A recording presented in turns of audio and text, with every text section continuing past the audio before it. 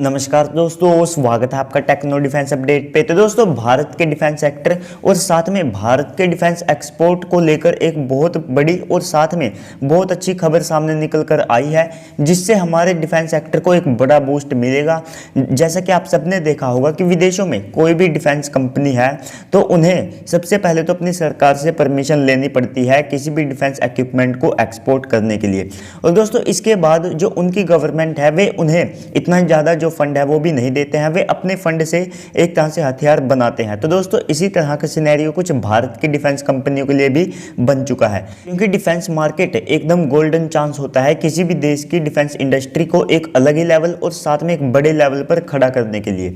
तो इसी के तहत भारत ने जहां 100 से ज़्यादा जो डिफेंस इक्विपमेंट्स होते हैं जिन्हें भारत इंपोर्ट करता था उनके ऊपर बैन लगाया, तो उसके बाद अब भारत ने 156 डिफेंस एसेट्स के एक्सपोर्ट को लेकर मंजूरी दे दी है। और दोस्तों, इसमें छोटे छोटे गोला बारूद या जितने भी एमिनेशन है उनसे लेकर ब्रह्मोस, LCA तेजस और साथ में LCH हेलीकॉप्टर तक शामिल है।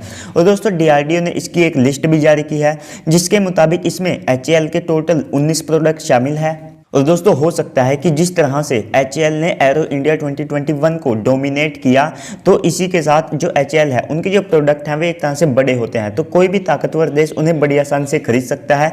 तो इसी के तहत जो HAL है वो हमारे डिफेंस एक्सपोर्ट में भी एक तरह से अपनी डोमिनेंस को बरकरार रख सकती है।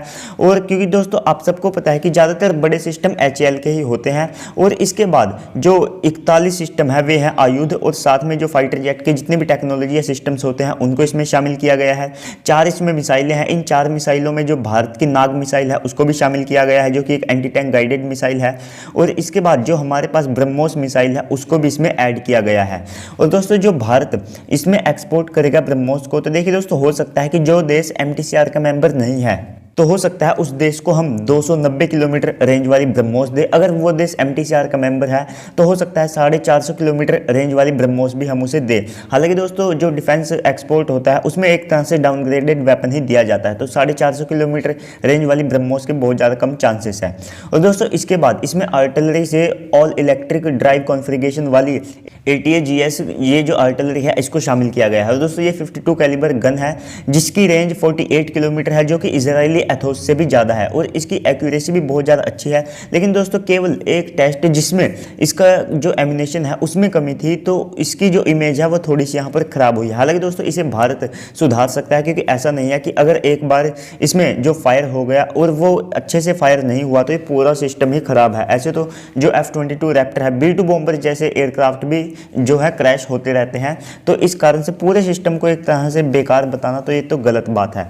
और दोस्तों, इसके बाद इसमें 27 इलेक्ट्रॉनिक सिस्टम और कम्युनिकेशन सिस्टम शामिल है, और 28 इसमें नेवल एसेट्स को भी ऐड किया गया है जिसको हम एक्सपोर्ट करेंगे। और इसके बाद 110 किलोमीटर रेंज वाली अस्त्र मिसाइल भी शामिल है। और दोस्तों, इसके बाद अर्जुन टैंक को भी इसमें शामिल किया गया है, जो कि अपने आप में एक बहुत बड़ी एसेट है। इसको हम किसी भी देश को एक्सपोर्ट कर सकते हैं। और आकाश एयर डिफेंस सिस्टम को भी शामिल किया गया है, जिसकी रेंज 3 से लेकर 30 किलोमीटर तक है, और ये शॉर्ट रेंज का एयर डिफेंस सिस्टम है। और दोस्तों, इसके बाद हमारा टारगेट है कि हम 2025 तक $5 बिलियन का जो डिफेंस एक्सपोर्ट है उसे हिट करें, यानी कि दोस्तों 35,000 करोड़। और यही नहीं कि हम केवल एक्सपोर्ट के ऊपर ध्यान देंगे। और दोस्तों, इसके बाद 1,75,000 करोड़ यानी कि $25 बिलियन का जो टर्नओवर का जो टारगेट है उसे भी भारत ने रखा है। और इसी के साथ भारत की ये स्ट्रेटेजी है कि जो घरेलू खरीद है उसको 2 गुना कर दिया जाए। अभी अगर आप देखते हैं तो हम लगभग 70,000 करोड़ तक की जो डील है वो अपनी जो डिफेंस जो घरेलू डिफेंस कंपनियां हैं उनके साथ करते हैं, और ये ऑलमोस्ट $10 बिलियन के आसपास बैठता है। लेकिन 2025 तक इसे टोटल $20 बिलियन कर दिया जाएगा, यानी कि 1,40,000 करोड़ की जो खरीद है वो हम अपनी जो स्वदेशी कंपनियां हैं, जो घरेलू कंपनियां हैं उनके साथ करेंगे। और दोस्तों, इसी के साथ हमारा जो डिफेंस सेक्टर है उसमें जो हमारी घरेलू कंपनियां हैं उनका आने वाले समय में ज़्यादा दबदबा होने वाला है। और इसके बाद दोस्तों, अब हम बात कर लेते हैं पाकिस्तान के ऊपर हुई जो सर्जिकल स्ट्राइक ईरान ने की है। वैसे दोस्तों, इसमें कोई नई बात नहीं है। पहले तो अमेरिका ने उसामा बिन लादेन को जो मारने के लिए पाकिस्तान के ऊपर सर्जिकल स्ट्राइक की, और इसके बाद भारत ने ही जो एयर स्ट्राइक है वो की। अब ईरान ने इनको ठोक डाला। तो देखिए दोस्तों, अभी आपको कमेंट सेक्शन में कोई पाकिस्तानी नहीं दिखेगा। वे अभी एक स्टोरी क्रिएट करने के ऊपर ध्यान दे रहे होंगे कि हम बहाना क्या लगाएं। जिस तरह से उन्होंने एयर स्ट्राइक और इसी के साथ सर्जिकल स्ट्राइक को लेकर भारत के ऊपर लगाया था, तो इसी तरह का भी कुछ सोच रहे होंगे।